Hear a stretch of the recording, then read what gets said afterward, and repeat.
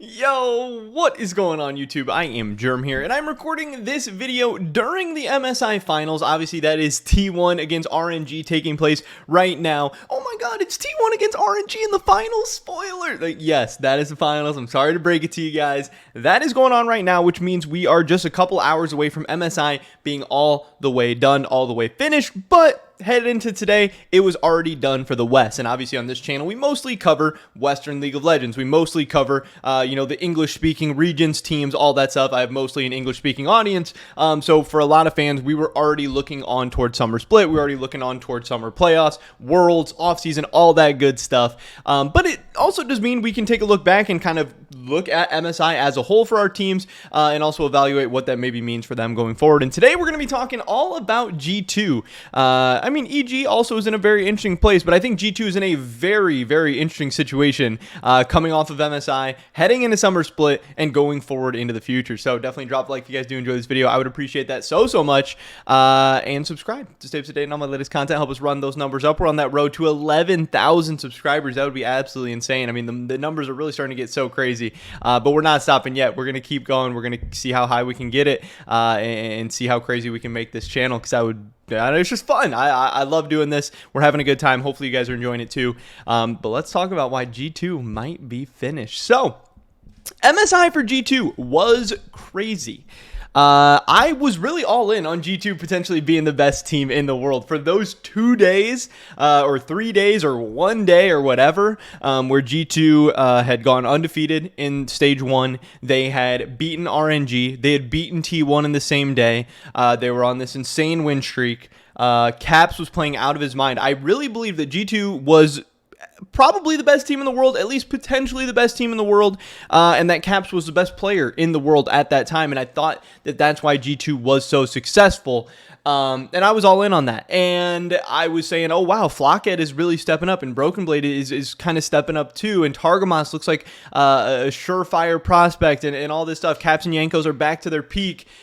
And that all come crashing down. That all fell very, very hard. Obviously, then G2 went on, I believe, like a 5-game losing streak, maybe even more than that. I know they started dropping all kinds of games. They ended up beating EG again, but then they ended up getting 3-0'd by T1.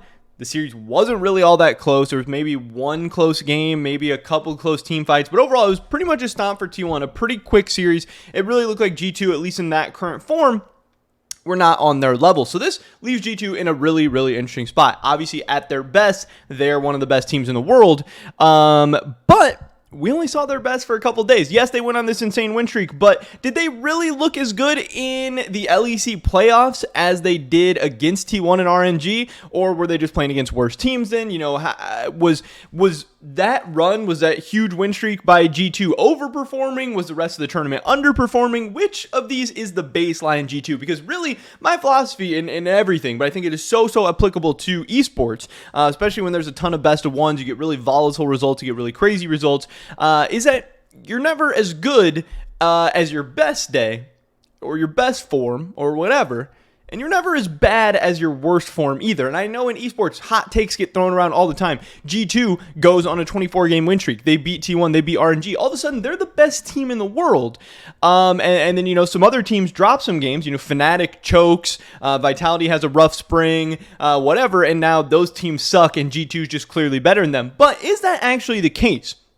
If we take a look at the spring standings from the LEC, you will see that G2 actually finished 4th in the regular season. Now, I don't think the regular season matters all that much. I kind of think it shows you an overall general strength level, but hey, early on in spring, teams are just formed for the first time. A lot of people are trying to figure out their own play style. They're trying to, figure out how to play together. They're still new. They're still rusty from the past offseason. Spring, all domestic league regular seasons are very, very volatile, crazy, and ultimately meaningless. As long as you get in the playoffs, you're really fine.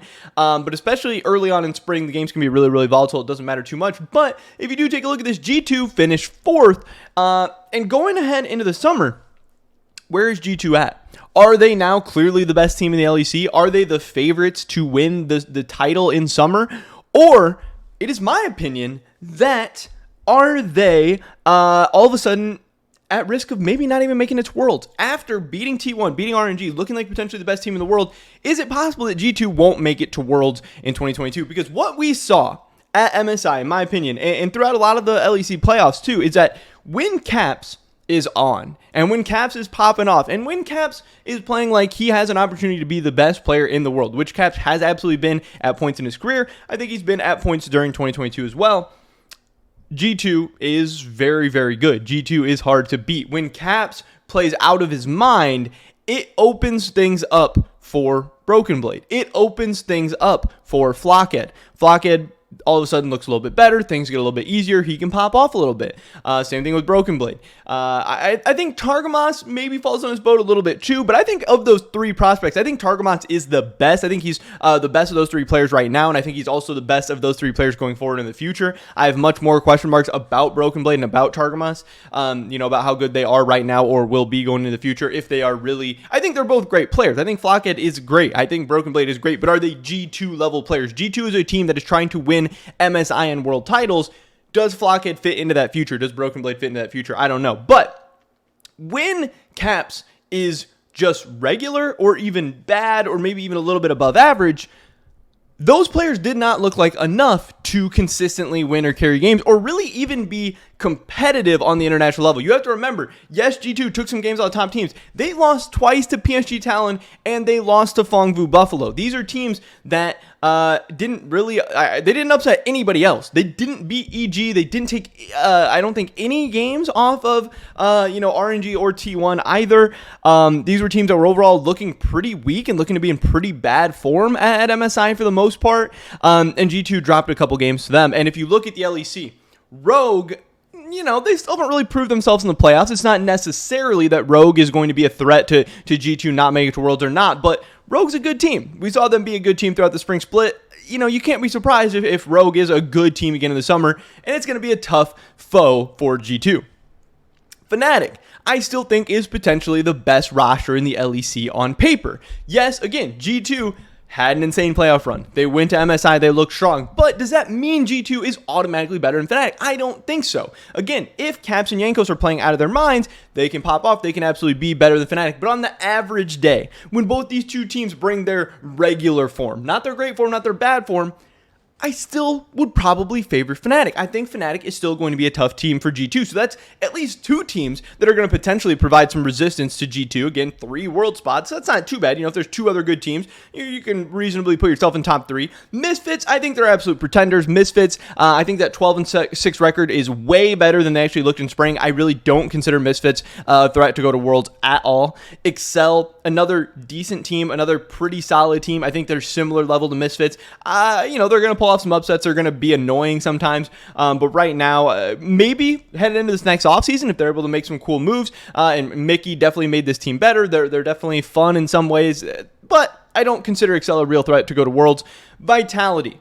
Obviously, Vitality sucked in the spring, but this team has so much talent. If this team does figure some things out, if self-made truly was the problem, if Haru comes in and is able to be really, really good, if he's able to be kind of a glue guy for this team that helps enable some of their bigger carries, some of their bigger threats, if Perks, starts to pop off a little bit, if he starts to get hot, if he gets some Perks magic, Vitality could absolutely be a threat. I don't think they're better than G2, but if they get to a level that is competitive with G2 and can potentially push back against them a little bit, would not be surprised at all. So all of a sudden you got 4 teams potentially in the mix, and then you have Mad Lions picking up Niski, which I think is an unbelievably huge deal. Now Niski is going to be such a massive upgrade over Reeker. It's not even funny. So that's automatically going to make them a lot better. But having a better mid laner is also going to enable Elyoya to a whole nother level. And we know that Elyoya at his best can be an MVP level player in the LEC. So if you get a way better version of Elyoya than you had last split, if you get a way better mid laner, and Niski's guy who enables his team around him to play better for the most part, you have Unforgiven, who was pretty solid AD carry last split, and then you have Kaiser, who we know if he has a good split, if he decides to pop off, which also Niski and Elyoya playing well might enable him to, again, look like an LEC MVP level player. Mad Lions can absolutely be a scary team. So all of a sudden you have 5 teams in the mix for those 3 world slots, and G2 is going to have a tough ask in the summer. This is not 2019 G2. This is not 2020 G2. This is not the best team in the LEC on paper. This is a team where at their best, they can be the best team in the LEC by far. They can be one of the best teams in the world. But How often is Caps going to be able to play like that? Because over the last 2 years, we have seen glimpses of vintage Caps. We have seen glimpses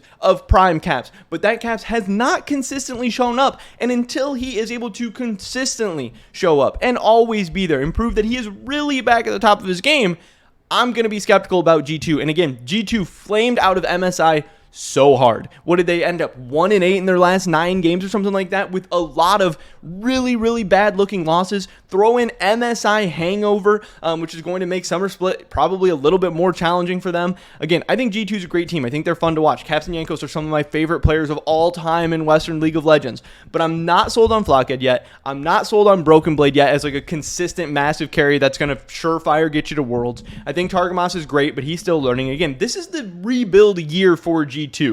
Things went a little bit better than expected in spring. I won't be surprised at all if they kind of regress to the mean in summer. And potentially, by the time Worlds come around, we might see G2 as the odd man out, as the team on the outside looking into Worlds. Because there's some really strong teams in Europe, and I don't know if G2 is, that team. But that is pretty much it for this video today, guys. Definitely drop a like if you did enjoy it. I would appreciate that so much. Leave a comment down below and let me know what you guys think about this. Do you think G2 is a lock to go to Worlds, or do you think there's a potential that they could get some resistance from some of these other teams in Europe? I'd love to hear your guys' thoughts and opinions. Subscribe, stay up to date on all my latest content. I hope to catch you guys in the next one. But until then, peace.